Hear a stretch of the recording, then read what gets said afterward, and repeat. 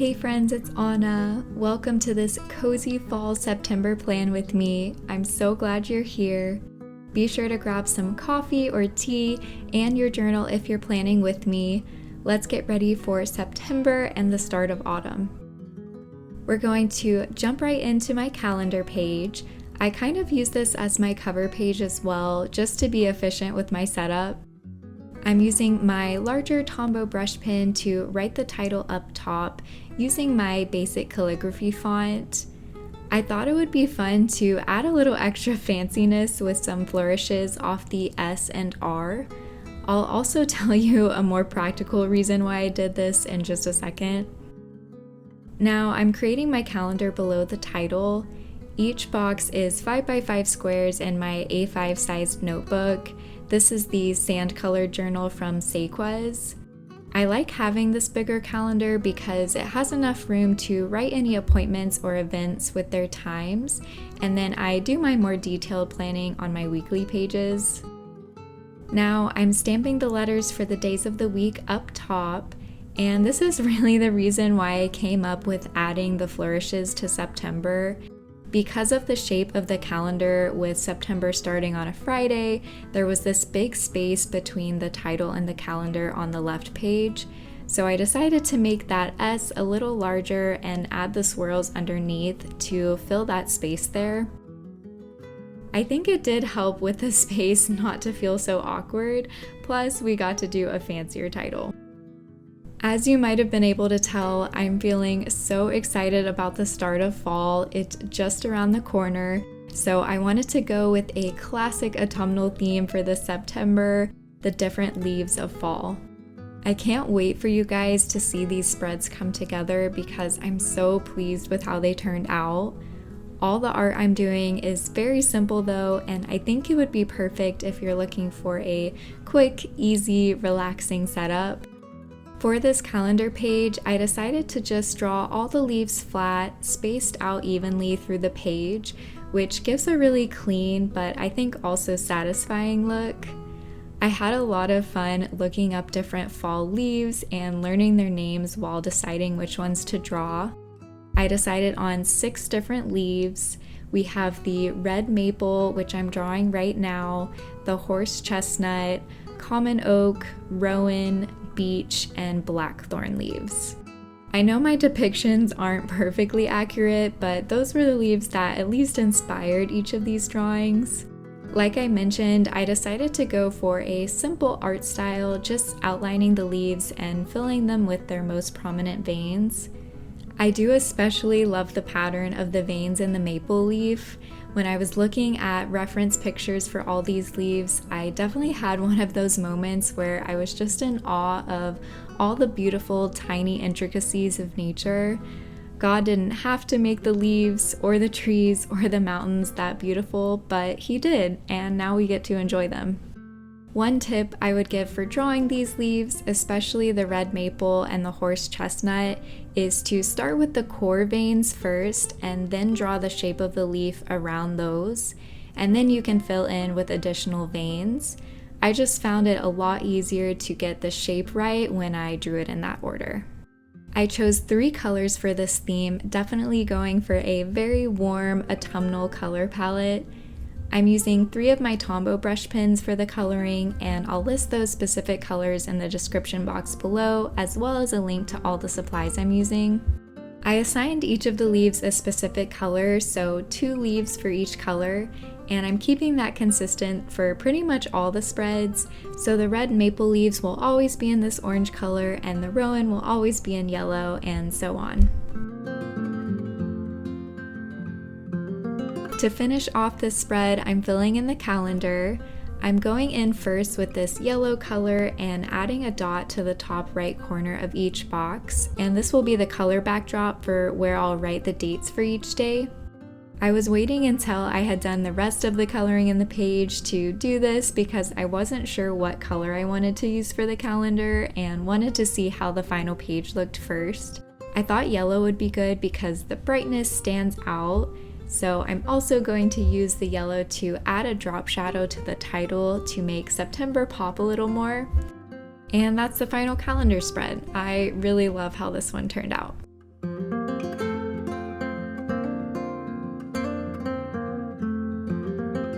This next spread is really handy. I call it my Notes for September spread. I'm using my Tombow calligraphy brush pen to do the slightly smaller title up top. If you've been following along with me, you'll be familiar with this spread. I came up with it earlier this year and have really been enjoying the layout. It has 3 main sections, one for intentions and tasks on the left page, and then reflections on the right page. Normally I draw 3 boxes, one for each section, but I thought it would be cool to create each section with the leaves as borders. I'm drawing this vine in the middle of the page to start, and the above area will be for intentions, below will be for tasks. I'm using the vine in the middle as the main border, and then I'll just do some leaves in the corners for the top and bottom borders. Since these leaves are quite a bit smaller than the ones I drew for the calendar, I'm doing slightly less detail in the veins just to keep it from looking too busy, but I'm sticking with those same 6 leaves for all the spreads. These pages were all very relaxing, almost therapeutic to create.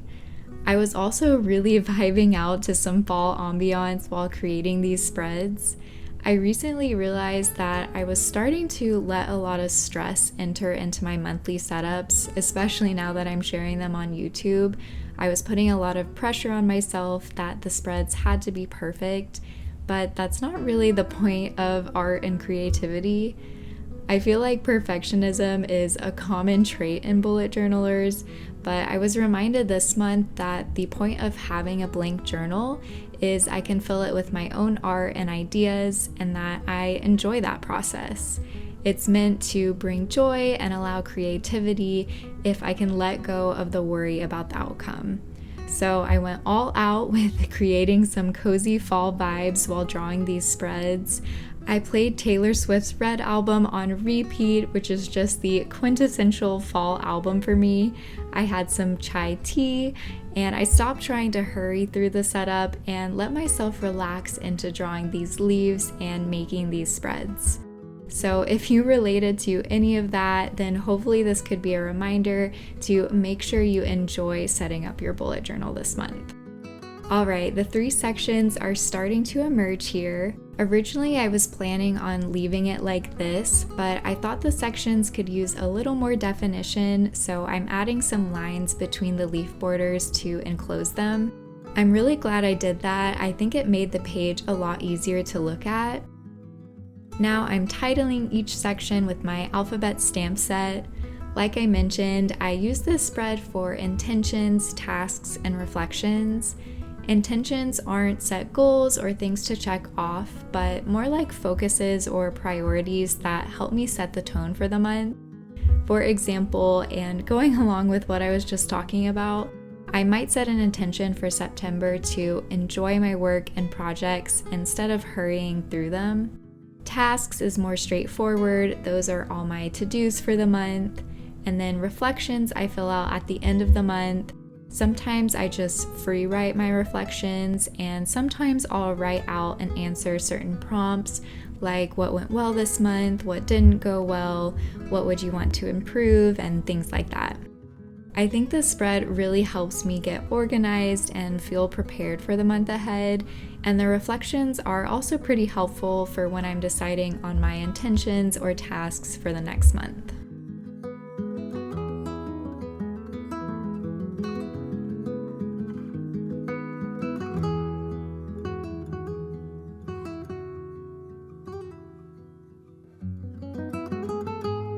I'm adding a drop shadow to the title for the finishing touch. This time I'm using this light brown color, and that's it for my notes for September. Next up, we have my habit and mood trackers. We'll start with habits on the left page. I'm writing the title up top in a serif font. I'm using the fine tip side of my Tombow brush pen to do the outlines first, and then I'll use the brush tip side to fill the letters in. This is the same basic setup I've been using for my habit tracker since the beginning of 2023, and it's been working really well for me all year. I am feeling a little bit of an itch to switch it up since I have been using the same layout for a while, so we'll see what I do in the coming months. For this setup though, I'm drawing an outline of the month 5 times where each day is one grid space. Each of these mini calendars is to track a different habit, and for each day I do that habit, I mark a little X in the appropriate square. Water is the only one I mark a little differently since I track my fluid intake with an app on my watch and phone. So for this habit, I write the number of ounces I drank for the day in each square.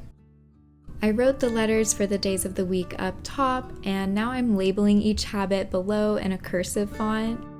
Something else I've been doing for the past few months is putting my goal for each habit to the right side of each calendar, because most of these aren't things I try to do every day. My devotional is 6 days a week, I only do my morning routine on weekdays, etc. So I think it's helpful to clarify these goals so I don't feel like I'm falling short if I don't see an X on every single day in every calendar. Moving on to my mood tracker on the right page, I'm writing the title up top with my calligraphy font, and my mood tracker is actually really simple to set up. For the second half of 2023, I've been using the 1 line a day method, which is just what it sounds like. Instead of trying to pick just one mood that represents your whole day, you have a full line across the page to write a quick description of each day. So I used a single line there to create 2 columns and wrote the dates for each day on the left. On the right side is where I'll write my short descriptions. I love that I have the space to write multiple moods for the day if I want, or I can write the context for why I felt a certain way. I think this system allows for a lot more detailed and accurate picture of my emotions. I used to do the 1 color a day system, and what I did miss from that was being able to see patterns or get an overall picture of my mood with a brief glance. So in order to get the best of both worlds, I also added a color key at the bottom with common moods, and at the end of the month, I go through my descriptions and use those colors to highlight their respective moods. So I get that quick glance if I want, but I can also read the full line if I want more details. For the art on these pages, I wanted to create the leaves as if they were blowing in the wind. So I'm filling the empty spaces with randomly placed leaves.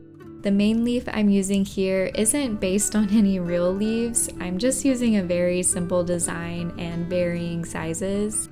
I did add 1 maple and 1 oak leaf for variety though. To really give the impressions that these leaves are blowing in the wind, I'm also adding some wavy lines and swirls mixed in with them. Honestly, the whole time I was drawing this, I was just thinking about the song Colors of the Wind from Pocahontas, the original Disney movie. I was imagining that animated art of the leaves flowing in the wind through that song. I'm switching up the colors a little bit on these spreads too, using the orange for the maple and oak leaves, and then the light brown for the rest of these basic leaves. To add the finishing touches, I wanted to bring in some yellow to brighten these pages up. I'm using the fine tip side of the Tombow pen to go over all the wind swirls within the leaves. And I'll use the brush tip to add some shadows to the titles, and I'll also highlight the days of the week and dates. I really like how the yellow livened these pages up.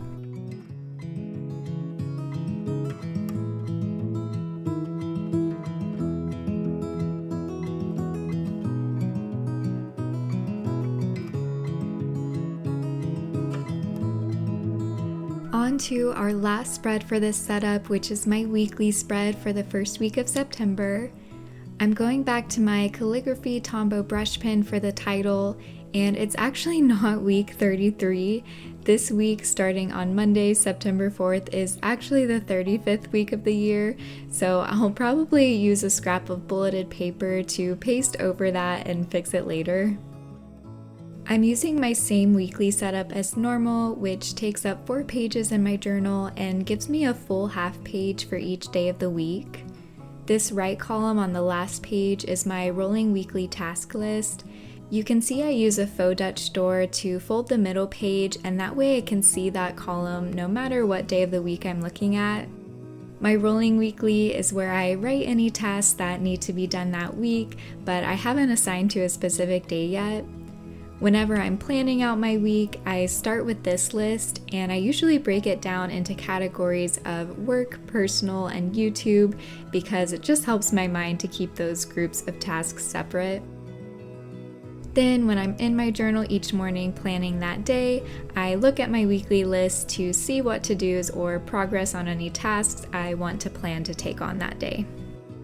If I have any events or appointments, those will be on my monthly calendar, but I also transfer them to each daily column up top at the beginning of the week as well. For the art on these pages, I'm creating some trailing vines that spread across the pages. I have the vines from the first 2 pages match up with these last 2 pages when the Dutch door is folded so that it looks cohesive no matter where I am in the week or how the Dutch door is positioned. I'll show you in a little bit, so hopefully that will make more sense. I'm now using my stamp set to add the days of the week, and I'll also put the dates in the top right corner of each column. This is probably the most minimal spread of the setup, which is kind of nice since I'll be doing this several more times as I set up each week. I love building art into my routine by doing some drawing in my weeklies, but I also like to keep it time-friendly so it doesn't become a burden. I thought it would be fun to choose one leaf for each weekly and focus on that one with only some simple and small other leaves to accent the vines. I was having a lot of fun drawing this common oak leaf, so I chose that one for this first weekly. I didn't stick to my previously assigned colors for the leaves in this spread either, since I knew I wanted the small leaves to be yellow. I decided to use the orange for the oak leaves and then go with the brown to accent all the titles and borders. After seeing the final spread, I think it would look better if the yellow leaves were a little larger and had some veins. I actually went back after filming and added a single line up the middle of the leaves, and it does look much better.